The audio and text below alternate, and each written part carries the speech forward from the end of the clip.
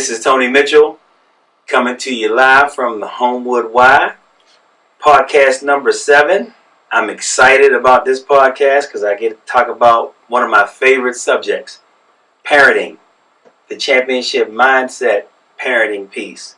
And I have two special guests with me who know all about this parenting piece. I have my wife, Heidi J. Mitchell. Some people know her as Heidi Klemchow. In the old days. Yeah.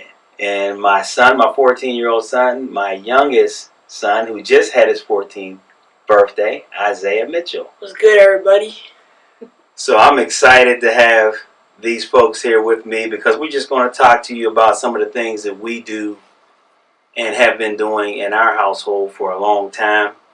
One of the biggest things that I want to touch base on is, I don't know whether you can see it on the camera or not, we have this on our refrigerator at home.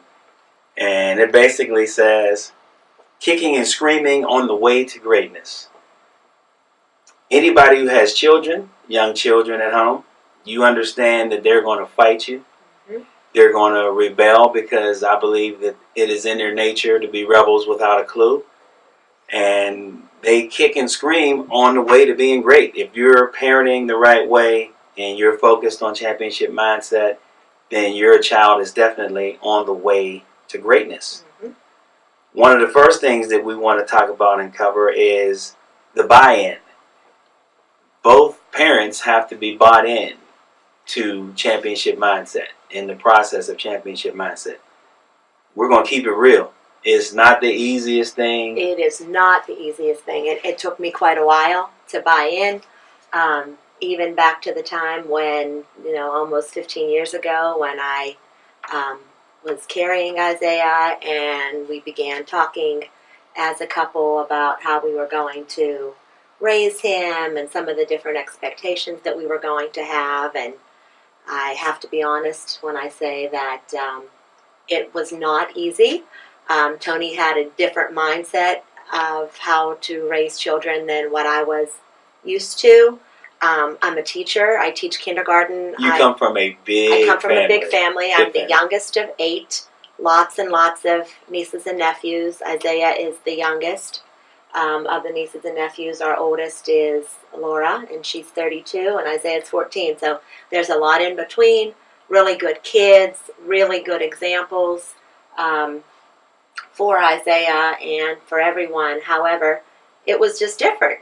It certainly was going to be different with raising my own child, and Tony grew up in a different way than I did, with different values and different goals, and it was not easy. And still to this day, Isaiah's 14, and there are things that we agree on, things that we disagree on, but we always come to a conclusion together that, we want the best for this child of ours. And I'm sure that, so many parents out there, you want the same thing, but it's not always easy to get there. And kicking and screaming that just came to us about a year ago. It wasn't that we haven't done it all along, and it wasn't that Isaiah wasn't kicking and screaming on his way to being 14, but we just came up with that idea, and Isaiah can tell a little bit about that too, huh, bud? Isaiah, tell us in your words what it's like a day in the life of Isaiah Mitchell with the structure at home. What is a day in the life? Well, I wake up, he gets me up at like 7:30 a.m. I get up out of bed, I say my morning prayers. That's how you gotta start every day. Start with Jesus, because without him, what would we be? We'd be nothing. I make up my bed, I come downstairs. Usually when I come down, I watch YouTube, and my dad always says, turn on MLB Network, watch some quick pitch. I'm always like, well, why though? Because I'm trying to watch my, T-Jazz and all the good YouTubers I like. Sports Vines and all that good stuff. But it's always been structured since I was little, always know this, know that. I was always I always told me no, but now I realize it was all going to help me. So, one of the things that we really want to focus on in this podcast is entitlement is a part of our society. No matter where you live, no matter how you live, entitlement is a big part of our society. And we also have this thing, a theory, a championship mindset, where we call it the Burger King syndrome.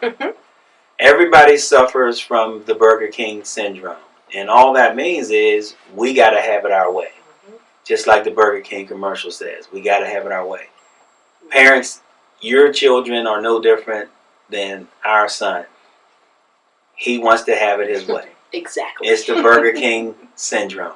There are things that we're going to talk to you about that will allow everybody to coexist without the total Burger King entitlement syndrome.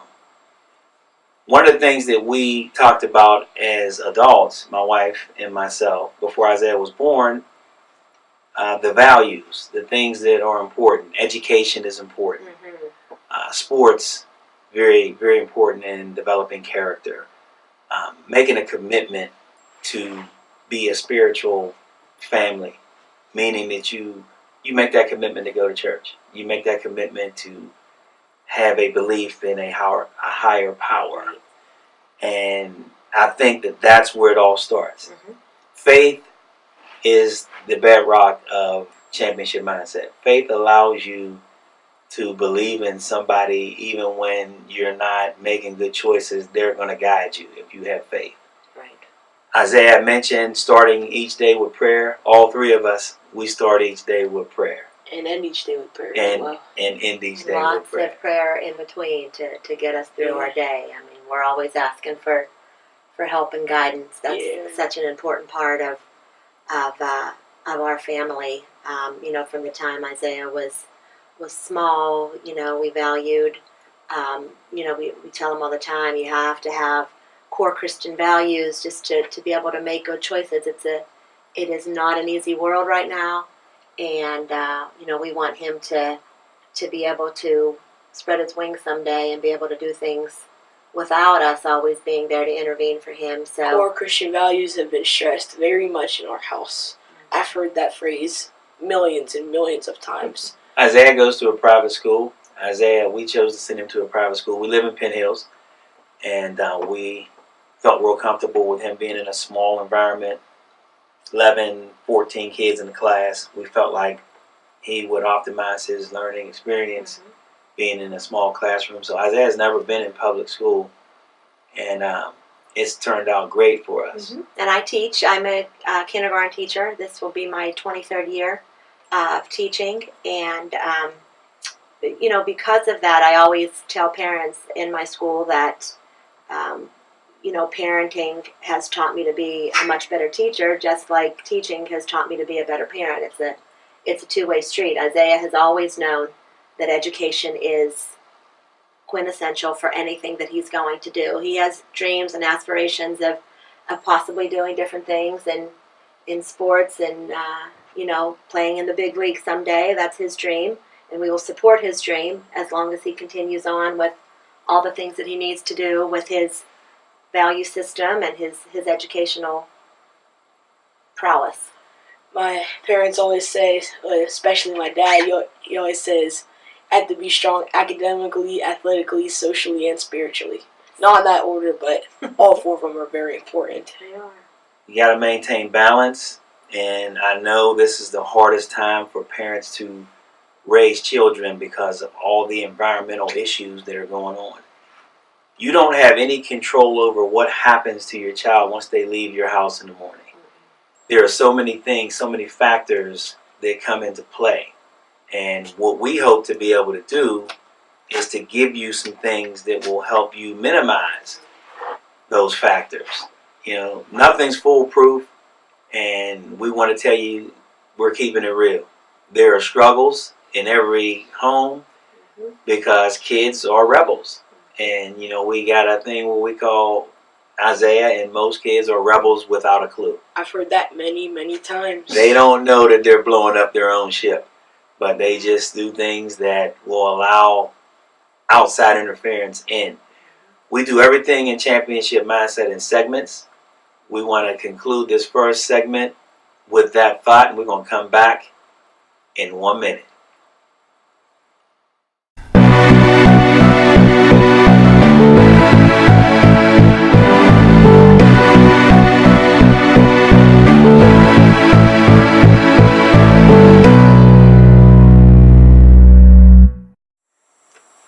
We're coming back at you. Segment number 2, Championship Mindset Conversations on the road to greatness.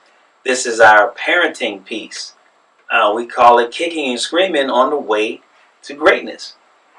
Children are natural born terrorists. And everybody that has kids understands what that means. Children know how to use leverage to get what they want. Mm-hmm. There's a saying in the community, in the political community, you can never negotiate with a terrorist because they change their demands from hour to hour. Children are like that, minute to minute. So we're going to give you some things that will help you navigate the water with the terrorists that are at home. One of the biggest things that we felt was important before Isaiah was born was to have a plan to occupy his days and our days with positive activities. Sports are a very big part of developmental things for children, along with academics, along with going to church, along with just having hobbies. We feel like there's a sport for every young children, whether it be soccer, baseball, football, volleyball, cheer, dance, gymnastics. Yeah. There's so many, variations, and, if a child is unable to do so because of a disability, there's also, so many other activities that can be done with music and art, and just having your child be involved, right, and love something and be passionate about what they're doing. I can't tell you the amount of times that we were able to use that as leverage with Isaiah and Tony with his older kids. If you want to do what you want to do, you need to do what we're asking you to do first. To the point where by the time Isaiah was in 2nd or 3rd grade, he knew that he had to come home straight from school and get his homework done before we went to evening activities. And, now as he's entering 8th grade, it's still the same way. I don't have to fight him any longer on doing homework. That being said, it wasn't that easy at the beginning. However, there's always, they're going to fight you. They're going to fight you. They're going to fight you. So think at home, when your children are fighting you, that is a normal, natural thing. Very normal. And never say never. It's so easy for people that aren't parents yet or are ready to be parents to say, well, that will never happen. Oh, my. That's a big statement. My kiddo will never act that way in a grocery store. My, son or daughter will never. Oh, you can never say never. No. Because you don't know what cards you're going to be dealt, and figuring out a way to handle that deck is important. Isaiah, you've been playing sports since you were probably 3 years old. I can remember way back when you first started getting into sports. Your Uncle Rick bought you a hoop. When you were 18 months old. When you were 18 months old, and we used to put that thing in the living room, and we used to get going. Before you could even talk, you were playing sports. Your first taste of organized sports was at the Plum Y. Yeah. Playing basketball. Tell us a little bit about what you remember playing sports, your first experiences with playing sports. Well, at the Plum Y, I was probably like 5 or 6 years old, and it was really a great feeling. Like, some of my friends from school played in the same league, and it was good to play with kids and interact and be able to, play and express all your energy out on the court. And say I have ADHD, so I'm always ready to go, always ready to play energy. So one of our greatest youth memories with Isaiah at the Plum Y playing basketball, as you know, kids lose their teeth. Mm-hmm. They lose their teeth, and during one of Isaiah's basketball First game. It was the first Mom, I'm going to let you tell that story about that. Right, too. So Isaiah's tooth was wiggly, and I knew that it was wiggly. It was his first one, and of course I was even emotional about that because losing your teeth means that you're growing up. So we were in the middle of a game, and I saw him holding his mouth, so I just thought that he got bumped, and sure enough, his tooth came out. Coach Ben, if you're still there, Coach Ben, he stopped the game for us, had everybody looking for that tooth because the tooth fairy had to come. We had to have his first tooth, so that was a great memory. But Isaiah, tell us if you remember, Isaiah had many, many cousins and his big brother who were athletes. So Isaiah always wanted to emulate what the big kids were doing. So we would go in the basement, Isaiah and I. We spent many hours in the basement. We had a mini hoop down there. We had hockey down there. We had soccer down there. We had track. We did everything in our smallish basement. And what would you do, Isaiah, after we would come home from a game? What would you do? We would usually play in our basement, and like I would always emulate like the NBA. I'd play warm up music and like had a jersey on, and How about when they always announced your cousins? Yeah, I always announced my cousins and pretended to be them, and it was all imagination. It was really fun. So when Mom would come down, we usually play hockey or basketball or something. And tell us about the transition from playing your sport down in the basement to maybe going to eat dinner. Or I was just about to get on that. Yeah. Tell us about that. So I would usually, my mom would say, "Okay, last shot, make it or miss it." First it would be last shot.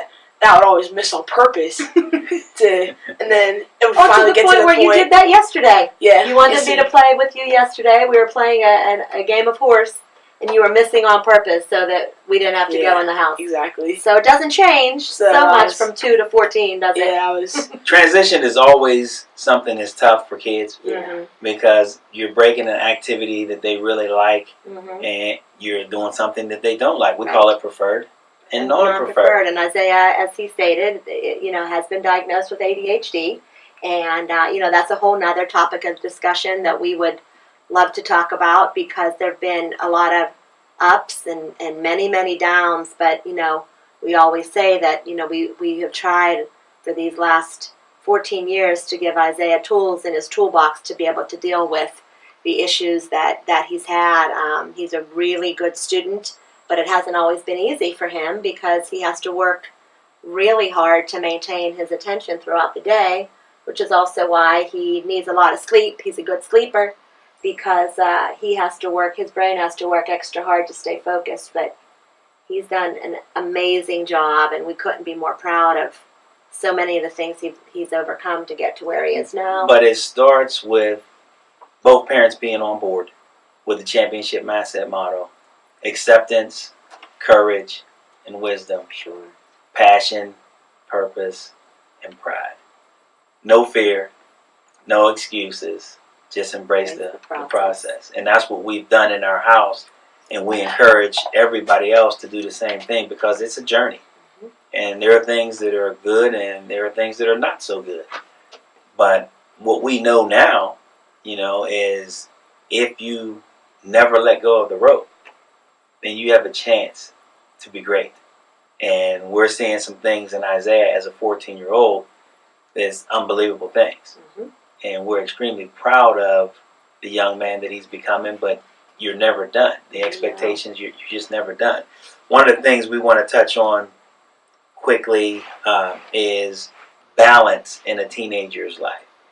Teenagers are into the whole cool thing.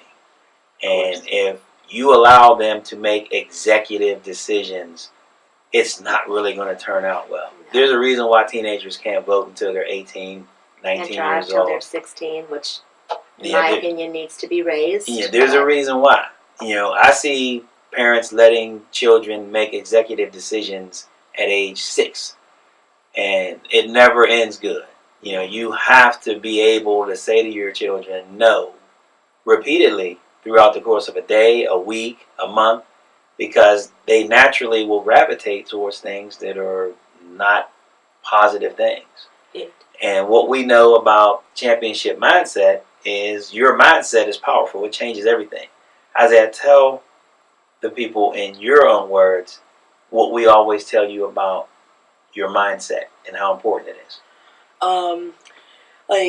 Either during a sporting event or just in any real life situation, you have to have a good mindset and never doubt yourself or never give up on anything, because you never know what the end result could be. I have some friends who's already given up. I'm like, you still have a long time. So I have a lot of friends on my street who I've already given up. I'm like, you're only 10 and 12. I mean, you have to keep fighting, because you never know what the end result could be.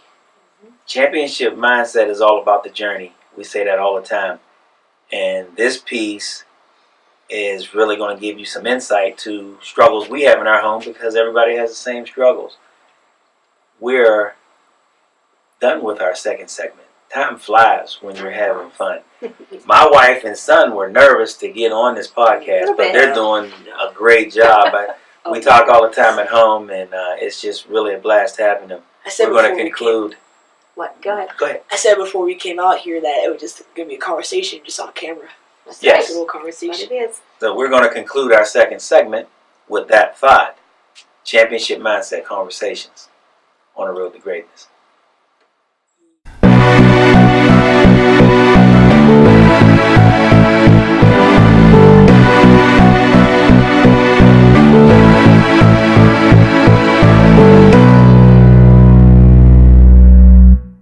Hey, coming back at you. Third segment, Championship Mindset, the podcast of conversations on the road to greatness. We covered the first two segments pretty smoothly here. Now we want to get into our third segment. Our third segment, we're going to talk about that balance. Kids want to play video games. Kids want to be involved in social media, reality TV, YouTube. All these things play a factor in determining the type of character your child's going to have. We feel like in our home, we've gotten great results from a limited exposure to all these different things. Isaiah knows he has to earn time on his video games. He knows he has to earn time for YouTube and Netflix and all these different things, because when you don't have that monitored, kids get saturated with adult venues. They get saturated with adult choices, and they're just really not equipped to deal with that. And it leads to a breakdown in a lot of different areas for children. Heck, I'm an adult and I can't balance all that out sometimes. So we can't expect our kids to just get unlimited exposure to video games, social media, reality TV, and just be okay with it. Isaiah just got his first phone about 4 months ago. We felt that was an important thing to wait a little while, because that opens up a whole different world. He's allowed to text with his friends. However, his phone comes in our room at night, and it's monitored to see what kind of things are happening with his friends. He's not on any social media right now. No Snapchat, no house party. No Facebook. That's a really difficult world for adults to manage. There's so much. Well, let's spin that back, honey. Let's spin that back, because we allowed Isaiah at the beginning of last school year, which was his 7th grade school year, he had access to our tablet. Have access to Snapchat. Yeah. And that was a bad time. It was not the most positive experience, but we call that a teachable moment in our house. He had a lot of apologies to make to some friends from his school, and but it was a real learning experience for him and for us. For how much he could be allowed, and the world of the crazy stuff that happens on social media. And what we found in talking with other parents, because Isaiah plays team sports, and he's always involved with some type of travel, basketball, or baseball. What we found in speaking with other parents is their children, as well as our son, they're easy to deal with when they're not saturated with social media. They're not oversaturated with video games and all the different things that come as a result of that. They're just nicer to be around. We tell Isaiah all the time, man, it's just so much fun to be around you. Isaiah's social skills are probably one of his biggest strengths. His ability to communicate with adults since he was a young man, and we attribute that to limited exposure to all these different vehicles. I have a lot of friends, a lot of friends that stay up till like 1 or 2 a.m. in the morning playing video games or on their phone. I'm like, oh, what'd you do, man? You look really tired. He's like, yeah, because I slept till 1 or 2 in the morning. I'm like, man, I go to bed at 10. They're like, man, that's really early. And tell us about your experience last year at the beginning of the school year, because we understand what peer pressure is. We understand how that works. Isaiah wanted Snapchat because all the kids in his class had Snapchat. and they used to tell you were lame, right? Yeah, Tell us a little bit about that. It was a bad time. It was just at the beginning of the year, towards the middle of the year. Not even just with the Snapchat. There's a lot of things like a couple of kids in our class got caught for vaping in school. Like doing some dumb stuff with girls, and it was not good. I was caught in between what I wanted to do, or that and be cool, or go back to being my old self. And we kind of helped you though. yeah. We kind of helped you because one of the things we understand, it's a lot of pressure to be a teenager in today's society. Yeah. And these adult venues are powerful, and kids are not equipped to deal with that. So we help Isaiah in his decision making. We had a meeting with one of his really influential teachers, and we have to shout out to all of the teachers at Mother of Sorrow School in Murraysville because they have helped Isaiah develop into the young man that he is now. From kindergarten until now, a lot of really good people that he's come in contact with, a lot of coaches and mentors that he has had.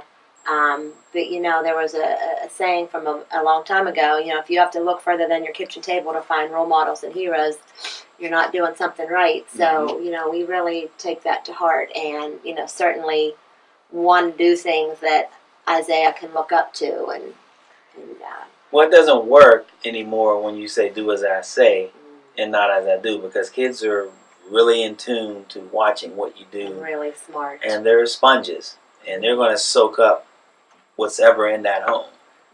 Isaiah, tell me in your own words one of the things that you learned in your 7th grade experience with social media that was not a happy thing.